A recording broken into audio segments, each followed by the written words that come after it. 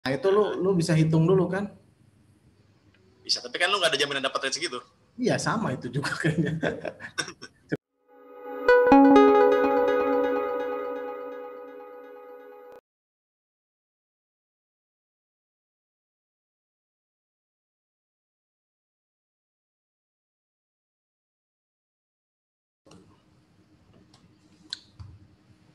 Halo malam teman-teman, kita ketemu lagi di acara Investor Crypto untuk penggemar cryptocurrency di Indonesia. Bareng saya Alvin Dan saya Dedi. Nah bisa kayak gini nih view-nya. Minggu ini kita masih bakal bahas yang DeFi ya, Dad? Ya kita mau bahas project DeFi berikutnya. Kemarin 2 hari kita bahas Reef ya, sekarang kita bahas Ren. Ada yang Ya. ini juga ada yang request di komentar. Bang bahas Ren. Itu DeFi, itu bagus ini si DeFi ini. Ya, ya. Kita kait-kaitkan dengan si Reef ya. Oke. Nih, gua bikin ini nih, bikin PowerPoint juga nih. Kayak dosen gua, udah kayak dosen aja. Sekalian belajar lah. Yang paling banyak pengetahuannya tentang kripto yang paling untung. Kita bahas Ren. Si Ren itu apa ya? Ini produk DeFi ya, tentu saja ya. Ini ntar si dia di apa di peta DeFi itu ada di mana gitu. Kan kalau kemarin si Reef itu semua dihajar sama dia kan. Interoperability, multi chain, multi ekosistem, AI dihajar semua gitu. Menurut gua itu terlalu ambisius ya. Ya kalau jadi syukur lah gitu, itu project DeFi yang mantap lah gitu. Nah sekarang kita si Ren nih, kita lihat dulu inilah si Ren itu ada 3 hal lah di si Ren, jangan ketukar-tukar ya. Si Ren itu nama organisasinya kan Ren. Kayaknya basisnya di Singapura juga. Singapura banyak banget kan dia project crypto jalan di Singapura ya. Soalnya regulasinya gampang, itu mau mengajukan apa license money institute juga kayaknya bisa di sana tuh. Jadi si Ren nama organisasinya dulu namanya Republic Protocol gitu nggak salah. Terus ada ini tokennya Ren. Itu ERC 20 token yang jalan di Ethereum. Satu lagi ini produk utamanya si Ren VM. Itu protokolnya gitu. Nah, si Ren VM itu apa sih sebenarnya? Intinya mah kan kalau di si Reef kemarin dihajar semua, nah si Ren VM itu secara kasar menurut gua itu interoperability sih gitu. Jadi lu bisa ini sebenarnya si Ren ini intinya itu dia punya aset, tapi untuk wrapping aset yang lain, misalkan BTC di wrap di si Ren, terus Gcash atau yang lain-lainnya bisa di wrap di Ren gitu. Nah, supaya gunanya apa? Kenapa BTC di wrap di Ren? Salah satunya misalkan supaya jaringannya lebih cepat kan, misalkan si BTC kan lambat. Kita wrap dibungkus di si Ren protokol ini bisa lebih cepat, dan dia itu guna utamanya untuk menyediakan liquidity untuk si ekosistem DeFi gitu ya. Makanya si Ren ini katanya ini interoperability sih yang paling itu. Terus dia semakin gede semakin gede pemakaian networknya, dia semakin aman. Terus semakin gede juga dia semakin cepat, scalable, dan dia itu mudah banget sih. Gue tadi udah buat nyobalah lihat doang, menggunakannya gampang gitu. Jadi intinya lu mau bawa si BTC ke dunia DeFi, nah bisa lewat sini gitu. Lu mau aset apapun gitu, cuman sekarang baru beberapa aset sih gitu. Makanya dia urat aset. Nah sebenarnya nih udah ada kayak gitu nama yang di wrap itu BTC, itu ada wrap BTC ini. Jadi ini seharga BTC, emang beneran BTC sebenarnya ini nih. Nomor 16 nih. Gila, udah nomor 16 lagi. Jadi si BTC kan dulu lambat banget. Udah diperbaiki networknya. Jadi ini sebenarnya BTC dibungkus di sistem gitu. Nah, cuman si wrap BTC ini, si BTC-nya tuh disimpan di custody-nya si BitGo gitu. Kayak si Binance nyimpenin BTC-nya, cuman nah di wrap-nya di token WebBTC gitu. Coba ini perlu diendapkan dulu, lu ngerti nggak maksudnya? Jadi si BTC gue pindahin tuh dari networknya si Bitcoin ke si Ethereum melalui si Berarti dibeli dulu gitu. Hah? Berarti dibeli dulu tapi. Nah, tapi sebenarnya di belakangnya itu sebenarnya gini, misalkan lo ya mau mindahin si BTC ke wrap BTC ke gua tuh custody-nya si BitGo. BitGo tuh exchange. Jadi lu tuh ngirim ke gua, nah lu dapat wrap BTC. Nah, itu lebih gampang dipindah-pindahkan gitu. Lebih gampang menjadi sumber liquidity. Jadi kalau mau masuk ke DeFi, dunia DeFi kan lu nggak bisa BTC gitu. Bisanya tapi berarti lu beli dulu gitu BTC-nya. Iya, ini tuh satu banding satu. Jadi lu ngirim ke gua ke si wrap BTC, gua kasih lu WebBTC, itu tuh nilainya sama kayak BTC. Mirip lah, hampir beda dikit lah sama BTC gitu. Gunanya apa? Gunanya apa? Pertama dia supaya masuk ke pintu gerbang DeFi gitu. Kalau udah jadi WebBTC kan udah masuk jaringan Ethereum. Nah, bisa menyediakan liquidity pool misalkan kayak gitu-gitu. Sama gue juga jadi ada pertanyaan yang kemarin tuh. Oh, apa? Kan salah satu gunanya DeFi itu kan jadi apa kemarin? Agregatornya rate gitu ya. Apa? Agregator apa? Jadi agregatornya rate kan kemarin. Riff. Apa? Ya si Riff. Kan dia bisa jadi agregatornya rate-nya kan. Oh, agregator rate ya. Oh, kenapa? Nah, itu kan dia ngambilin dari mana-mana lu bilang kan. Ngambil dari exchange, dari mana gitu kan. Rate-nya kan. Ya. Tapi saat ada orang yang mau ngebeli gitu ya, gimana dia bisa menjamin rate-nya masih sama gitu.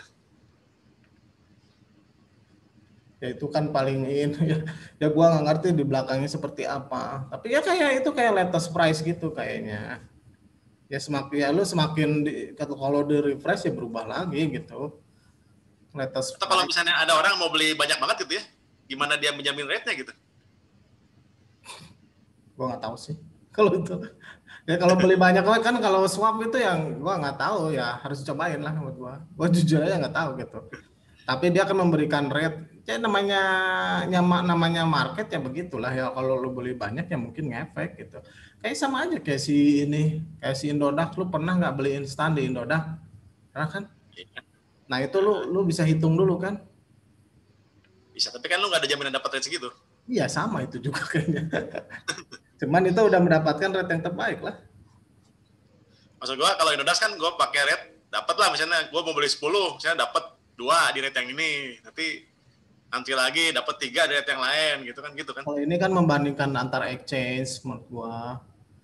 Jadi kalau sekarang lu pengen belinya banyak banget gitu ya, gimana dia jamin si rate-nya ya, susah juga. Mungkin yang banyak banget nggak bisa itu dia. Mungkin kan kalau si one inch itu kan agregat, lu milih di mana ntar mau transaksi kan.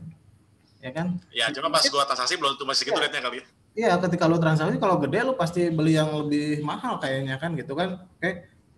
Tapi kalau di si Riff itu kan dia likuiditasnya di belakangnya kita nggak tahu. Misalkan gini contohnya, lu mau beli Bitcoin 10 Bitcoin ya. Nah, di belakangnya bisa aja dia disebar ke 100 market, bisa aja kan itu nggak ngefek ke market. Ya betul, cuma kalau kayak gitu berarti rate-nya nggak bisa dijamin kan jadi rate-nya. Ya ada optimasinya lah, nggak mungkin sama lah namanya, nggak mungkin exactly segitu gitu, nggak mungkin sih. Ya sama kayak Indodax sih kalau dihitung 10 BTC harganya 10 M misalkan, nggak akan persis itu kan, minimal mendekati. Ya, kalau Indodax gue bisa lihat kan si bid sama overnya ada berapa gitu kan, emang nggak dapat gitu. Ya. Kalau ini kan tadi dia kan sebagai agregator keren gue dijamin gitu.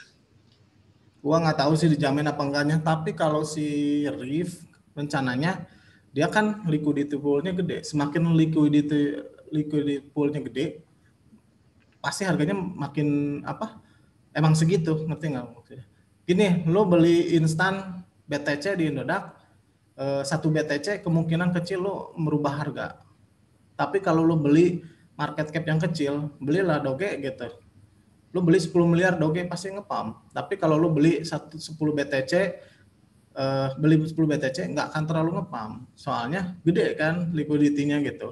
Nah, si RIF itu kan menggabungkan semua liquidity dari central exchange, dari decentralized exchange, dan dia bisa, mungkin dia menyebar ke 100 gitu, lo pokoknya nggak usah tahu yang kerjasama sama si RIF, yang partnership, mungkin disebar ke situ gitu, dimaksimalkan supaya lo dapat base rate gitu. Kalau si RIF sih kan kebayang kan. Nah, kalau si One Inch mah kan agregat sebenarnya, benar juga pertanyaan lu ya, harus dicobain. Gua nggak tahu sih. Kalau beli dalam large scale begitu ya, gua nggak tahu sih. Tapi kalau swap itu sih beda sih, beda kayak centralized exchange. Si swap tuh beneran mekanismenya ya, gua coba yang teman-teman yang tahu tolong komentar di ini ya, di komen ya. Kalau di swap itu emang kalau dapat harganya segitu, dapatnya segitu kalau salah sih. Tapi kalau gede banget ya nggak tahu, udah gua nggak punya gede-gede banget. Gua kan pernah nyobain nge-swap di Uniswap gitu, ya harganya seperti yang tertera di situ sih. Soalnya kecil. Ya kalau gede mah sih gua nggak tahu juga ya. Pertama gua nggak punya gede-gede. Kedua sih, tapi kalau nggak salah beda mekanisme si kan kalau si Uniswap gitu kan ada market maker kayak gitu yang siap dibeli gitu, nggak, bukan kayak order book gitu, bukan. Kalau si Uniswap tuh beda. Kalau lu mau tahu cobain, lu punya kan 10 BTC, coba beliin RIF 10 BTC di Uniswap, cobain. Tapi pertanyaan bagus. Nah, hal-hal seperti itu yang gua harapkan sebenarnya di komentar itu, pertanyaan-pertanyaan. Ada yang bagus sih. Ada yang nanyain ini, itu tokenomic dengan mekanisme burning itu dengan dimensi token organik itu bagusnya mana katanya. Itu bagus pertanyaan-pertanyaan kayak gitu. Itu tuh kesannya teoritis banget, tapi kalau sebagai investor ya itu itu dalam jangka panjang itu menguntungkan lah. Kayak lu menemukan token RIP di awal-awal kan beruntung banget. Sama ini si Ren nih. Si Ren juga kan naiknya udah kenceng banget. Dah, lanjut dulu ya. Ya. Tadi sampai mana ya? Si Wrap BTC. Wrap BTC tadi ya, kenapa harus di wrap, gunanya supaya lu masuk ke dunia DeFi. Kalau di dunia DeFi lu bisa istilahnya staking pakai BTC lah, bisa apalagi nyediain liquidity full, lu dapat bunga lah. Kalau lu megang doang BTC lu nggak guna, lu diem aja gitu. Kalau sekarang di DeFi lu punya BTC 10 BTC, simpan di produk keuangan DeFi, lu dapat bunga gede lu. Gitu. Jadi gunanya kenapa di wrap, selain itu kan lebih cepat. Ya lebih berguna lah, lebih dapat untung, lebih cepat, kayak gitu-gitulah. Oke. Ya. Itu alasannya kenapa di wrap. Nah, si Ren itu juga begitu nih. Nah, intinya gitu, dia bisa ngambil aset-aset si BTC ini asetnya ini nih yang ada sekarang. Bitcoin lu bisa masuk ke current BTC itu masuk ke Ethereum dan si Binance Smart Chain. Ya kan dia kan lebih maju dari Bitcoin. Si BCH dibawa ke si Ethereum dan ke si Binance Smart Chain. Digibyte, Doge, Filecoin, Luna, Jack dan lain-lain gitu. Nah, aset ini bisa dipakai buat lending, borrowing, liquidity dan lain-lain gitu, daripada aset aslinya aku cuma diem doang gitu. Kalau terutama si BTC kan gunanya tuh itulah ya. Nah, kalau si wrap BTC itu kan lu ngirim ke si wrap BTC, sebenarnya web BTC lu dipegang sama si BitGo ya. Makanya si wrap BTC itu pakai custody si BitGo. Nah, si Ren ini nggak pakai custody dia. Dia beneran di network, lu nyimpan si BTC-nya tuh di lockingnya tuh di network. Network itu namanya dark node nih. Jadi si dark node itu network decentralized. Kalau lu jadi node si dark node, lu dapat si Ren.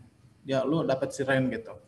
Cuman untuk menjadi dark node itu kan kayak semacam master node. Itu mahal banget, 10.000 deh. Kalau nggak salah 10.000 Ren deh. Lupa gua.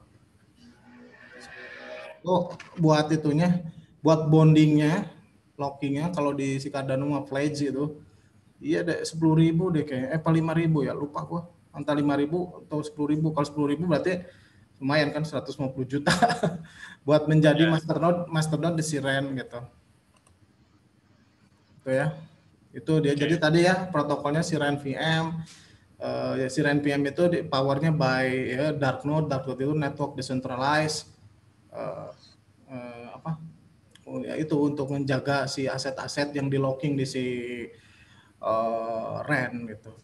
Ini kalau mau tahu seberapa besar yang di lock di si itu, kalau bicara DeFi sebenarnya selalu apa yang di lock berapa gitu. Yang di locknya itu yang lu di convert dari BTC jadi RAN BTC, BCH jadi RAN BCH kayak gitu. Nah itu berapa sih si RAN ini? Mantap ini dulu cuman awal-awal Mei cuman 15 juta. Sekarang si RAN udah berapa nih? Nih, udah 1 billion, tadi sore masih 900 juta loh. Jadi aset yang di locking BTC, BCH kayak tadi di sistem si RAN yang dikonvert jadi RAN BTC dan lain-lain itu sekarang udah 1 miliar. Nih kita bisa lihat ininya. Tuh, yang di locknya. Turun dikit mungkin mau dicairin jadi BTC lagi tuh gimana ya. Ya, ya, ya. Itu si RAN begitu ya. Menarik nih DeFi. Nah, tadi RAN VM ya protokolnya udah kita bahas, dia interoperability begitu, networknya Darknode, RAN Asset ini yang sekarang support.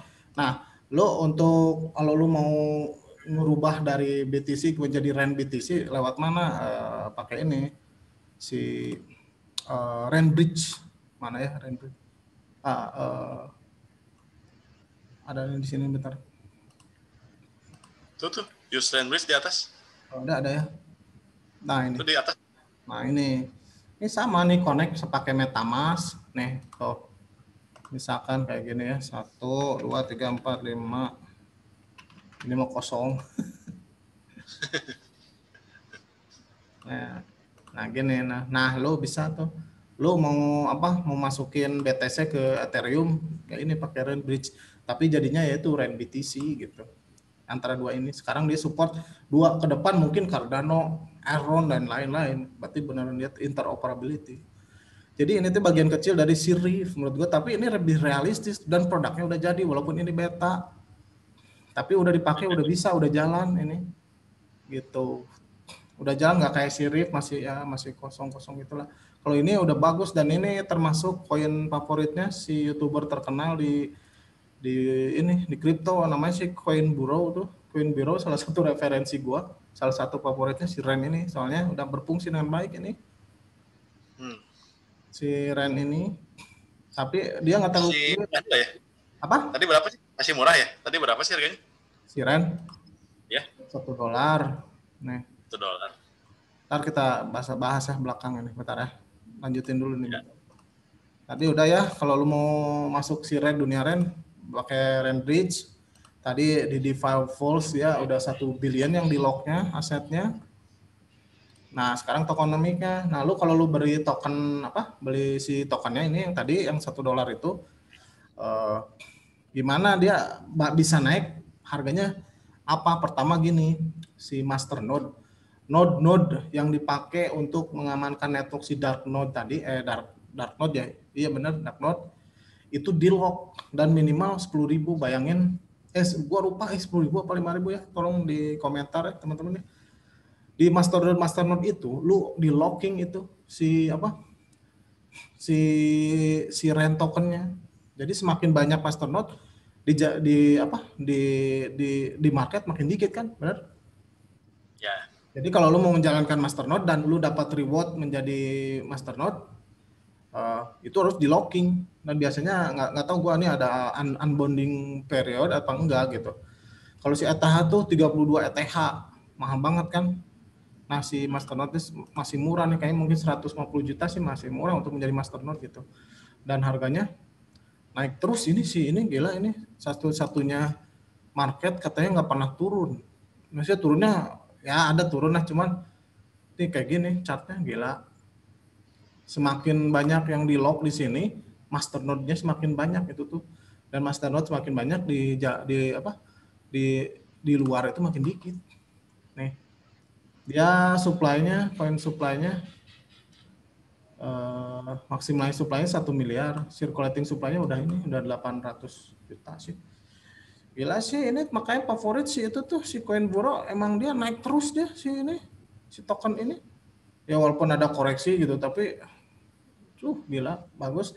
Dan maksudnya realistis lah produknya tuh jadi, roadmap-nya itu bakal jadi gitu, udah jadi gitu, nggak kayak si Riff kan kayaknya masih panjang gitu. Kalau ini mah udah jadi, udah siap pakai. Tuh, dia all time low 0,01 udah 100 kali lipat dari dulu di launching. Telat kita. Ini sih menurut gua keren, tapi market cap-nya masih di bawah $1 miliar. Nah, gua minat juga nih kayaknya. Iya, kayaknya 10 kali lipat masih bisa nih, keren nih si Ren. Jadi tokenomicsnya tadi ya, supaya si nilai tokennya naik, gimana caranya? Kayak tadi ada bonding kan di si masternode, makin banyak masternode, makin jarang di market, ya udah ngepam gitu. Nah, timnya juga jelas gitu, nggak, maksudnya bisa dilihat lah. Walaupun sih menurut gua ya biasa aja lah timnya mah gitu, tapi kan dia udah deliver gitu. Kita tuh meragukan tim kalau belum deliver projectnya. Nah ini nih si orang Singapura kayaknya sih kalau gua lihat sih. Ya ini bisa ditelusuri lah orangnya. Gitu. Tapi kayaknya sih orang Singapura, tapi sih gua nggak terlalu, kalau barangnya udah jadi gua nggak terlalu meragukan timnya gitu. Kecuali kalau barangnya belum jadi, nah timnya kita harus lihat gitu. Kalau udah jadi memang dipakai gitu. Dan udah kelihatan ya. Jadi itu ya kesimpulan si Ren itu, dia fokus di interoperability-nya dan supaya aset-aset semua kripto mungkin ke depannya bisa dibawa ke dunia DeFi kan. Sekarang baru support aset-aset itu dimigrasiin ke Ethereum dan Binance Smart Chain. Ke depannya menurut gua bakal makin banyak aset yang pairing Ren-nya, makin banyak networknya. Mungkin ke depan Cardano, Aaron mungkin atau Cosmos kayak gitu. Sekarang baru 2, tapi udah jalan ini si produknya tuh udah keren kata si itu YouTuber itu. Nah, itu satu. Keduanya ini satu lagi gua lupa. Si Ren itu dia udah kayak menyediakan API buat platform DeFi yang lainnya kalau mau menggunakan si tadi dirubah jadi Ren itu kan harus digunakan dong itu buat dijadiin liquidity pool supaya istilahnya supaya jadi duit lah itu si asetnya itu. Dia udah menyediakan API, dia kalau salah udah integrasi dengan Curve Finance dan lain-lain. Dia nyediain API-nya juga buat platform yang lain. Menurut gue sih ini bagus banget sih, maksudnya bagus banget, maksudnya nggak ngawang-ngawang, barangnya udah jadi, udah dipakai, lock up di dark di networknya juga, asetnya naik terus, chartnya juga naik terus, walaupun ya koreksi lah seperti itu gitu. Jadi ya bagus lah. Jadi boleh diinvest ya? Boleh banget. Gue minat sih gue sendiri, cuman gue kan modalnya nggak banyak. Gue udah banyak banget token gue. Jadi aduh ini minat itu minat gitu. Tapi kalau gue pribadi ya dibanding Riff, gue milih si Ren. Walaupun kecuali si Riff ntar suatu saat udah jadi gitu, udah kelihatan wah kayaknya bakal beres, ya mungkin gue lebih minat Riff gitu. Kan belum tentu beres. Kalau si Ren kayaknya udah trajektorinya tuh udah jelas ya. Oke. Sudah cukup, Jet? Ya. Oke teman-teman, demikian ya pembahasan mengenai Ren. Ya. Kemarin Riff, sekarang Ren. Gitu. Besok apa, Det? Besok kita lihat lagi di komentar ya, kalau ada yang nanya produk DeFi kita bahas lah. Kayaknya ada sih. Kalau misalnya ada yang nanya sintetik deh, itu kita bahas yang derivatif lah. Ya. Oke, kalau gitu malam ini cukup sekian dulu ya. Ya. Kita ketemu lagi besok dalam bahas koin selanjutnya. Oke, thank you semua. Thank you, dadah.